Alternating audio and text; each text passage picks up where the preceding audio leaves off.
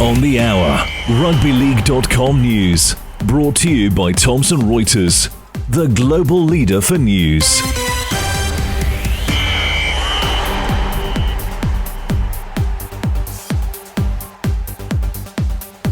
Coming up, French Stars of Tomorrow upstage one of Australia's leading schoolboys teams. Financially stricken Salford sweating on cash injection to pay massive tax bill.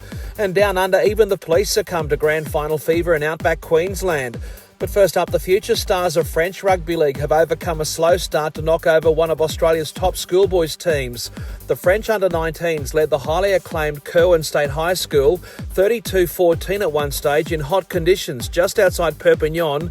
And despite a late comeback by Kerwin, the French won 38-32. The premier schoolboys nursery for the North Queensland Cowboys. Kerwin dominated early, up 14-0 and then 14-12 at the break before the French took control, leading by 18 points before the Aussies came back to level up. And then the match winner for the locals just before full time. In the UK, a winding up petition filed against financially embattled Super League team Salford has been adjourned until September. Previously, it had been widely reported that the Red Devils owed £500,000 to His Majesty's Revenue and Customs. According to BBC Radio Manchester, Salford officials are confident that a bridging loan will arrive in the coming days to pay the club's tax bill, as well as more wages for players and staff, something they've struggled to do so far this season. In the Southern Hemisphere, Selwyn Cobbo's time at the Broncos looks to be all but over after the club announced the re-signing of Josiah Karapani, whilst outside back Grant Anderson will join the Broncos from the Storm a week after confirmation that Tony Staggs would extend his contract at Red Hill. Round 17 starts with the Thursday night game at Combank Stadium, where Penrith are hosting the Bulldogs.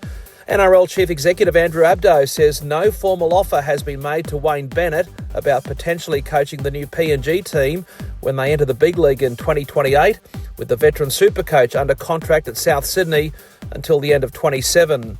Tributes are pouring in after the death of legendary Far North Queensland official John Moore, the longtime boss of the Cairns and District Rugby League and one of the founding fathers of the Cowboys.